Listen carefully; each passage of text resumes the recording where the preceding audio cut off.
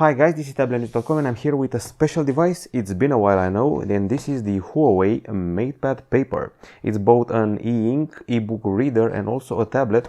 It was introduced at Mobile World Congress 2022.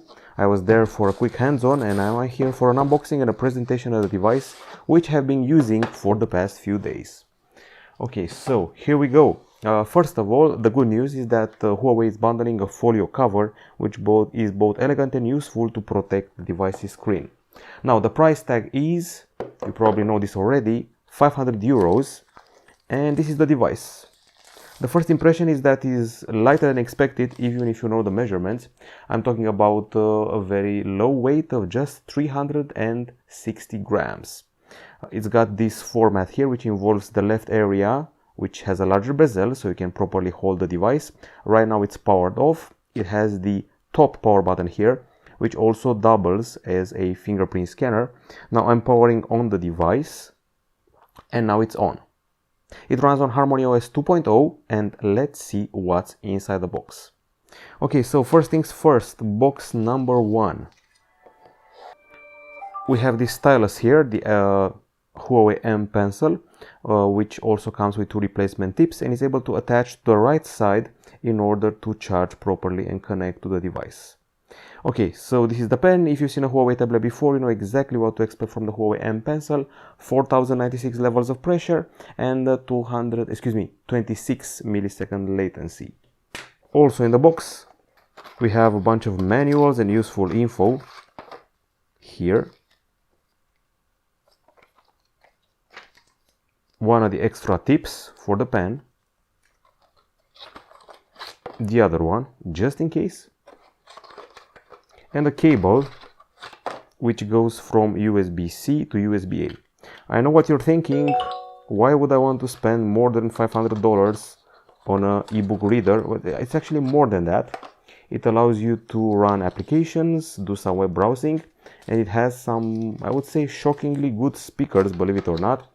And there's also a good piece of news. You can record notes while you're also taking them, or you're also writing them. I mean vocal notes.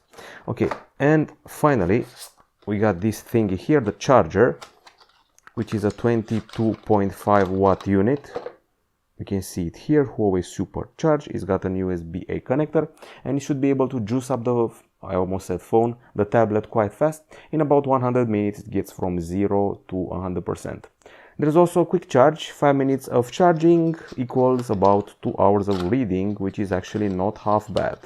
But once again, this device is not only for reading, it can also be used for creation.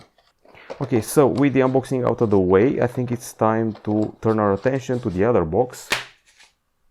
I'm actually going to put this to the side so we can actually attach it to the tablet like this. Right now it should detect it, charge it, and allow you to do some input. And right now we're using the almost the highest brightness setting here. You can turn it down or you can choose other options. And then we have this box. I'm actually loving this accessory, the Folio cover. It's quite elegant. It's got this magnet closing bit.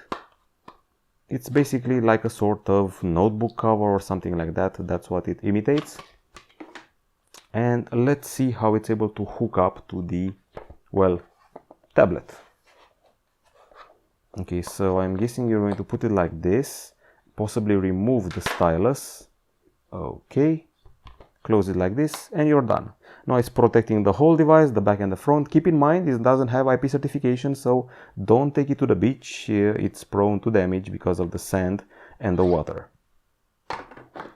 Okay, we are done with the accessory, the final accessory, and now it's time to finally properly focus on the device. Okay, so we have this pin here to make it secure, and you may have noticed that the refresh rate is kind of low here, which is to be expected obviously from a monochrome e-ink screen. Now, I don't want to bore you too much with specs. Suffice to say, we have a Kirin processor inside, 64 gigs of storage and 4 gigs of RAM. The screen you're seeing here is a 10.3-inch e-ink panel, and the resolution is 1872 over 1404 pixels. Now, this device, as I said before, it's quite easy to handle with a single hand, being only 360 grams.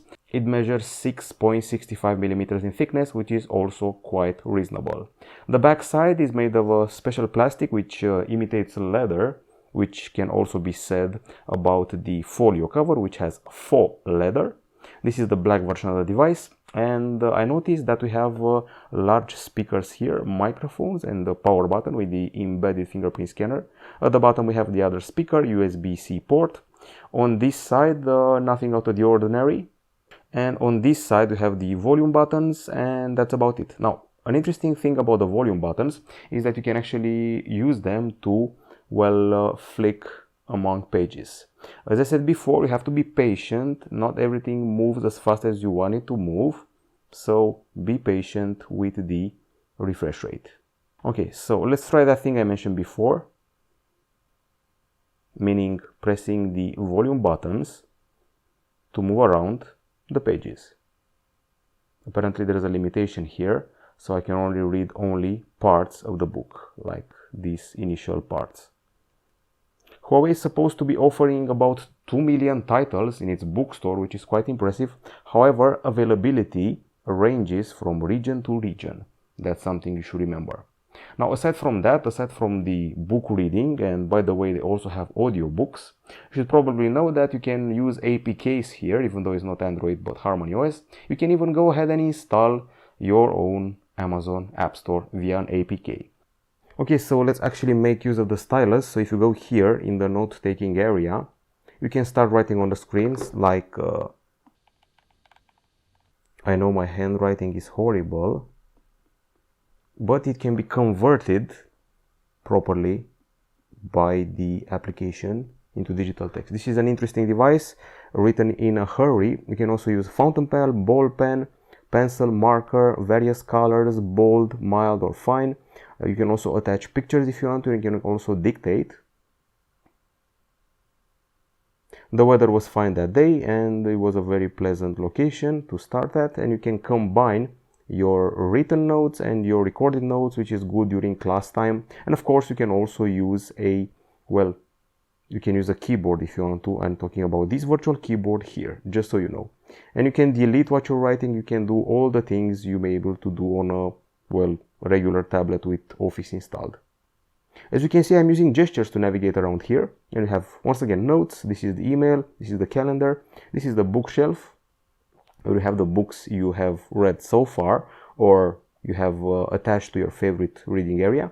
And this is the app section. Actually, we have apps here. This Huawei AppGallery, believe it or not, where you can install your apps, but you can get them from other locations, as I said before, using APKs. We have a PDF reader, we have Oxford Dictionary, you have news applications, so there's quite a few to use here. So if you're going to do some, for example, news reading, you can easily do that with this device. Once again, you should be patient when doing gestures on the device, otherwise you may get frustrated. Okay, finally. Okay, you also have a web browser, files, cloud, optimizer, tips, calendar, email, recorder, calculator, and a few apps I installed, WPS Office, PDF Reader, Storytel, and this news application. Now, in the web browser, you can actually search for our website. I know this refresh may be frustrating, but you're going to get the hang of it once you start using the device more. Okay, Tablet-News.com. You can even watch videos on the device and play games. However, thanks to, or I would say, because of the low refresh rate, it won't be a satisfying experience. As you can see here, the refresh is rather modest. However, there are some options you can play with. Now, let's see, if I go to the home area and press here, and you can go to the display and brightness. You got here your screen refresh mode, which can be set to normal or smart. You can prioritize display quality, or smart, you can balance the quality and the smoothness. As I said before, you can even listen to music on the device, and the speakers aren't half bad. I'm actually willing to give you a demo. Okay, so let's check out some music here, copyright free, just for the sake of the speakers.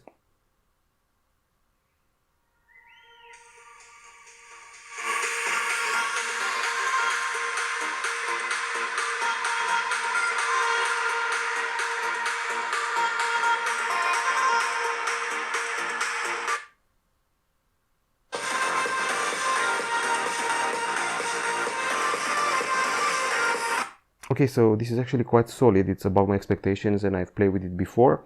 I think we're approaching the end of this presentation and unboxing. It's been quite long. You get the idea of what we have here. So we have an e-reader first and foremost, then a tablet with your email, your calendar, your files, your cloud, your optimizer, and your app gallery where you can download your applications. Now, the device is quite elegant and quite light, which is the core, and the fact that you can do some serious reading and having it not be harmful to your eyes on account of the lack of blue light is one of the most important things about it. You can obviously have a bunch of settings which are related to the font size and the way the reading experience happens. So there's that. Keep in mind, never do as I do, never swipe from the side because that's the back. If you want to change pages, swipe in the middle of the screen like this and it will be quite satisfying.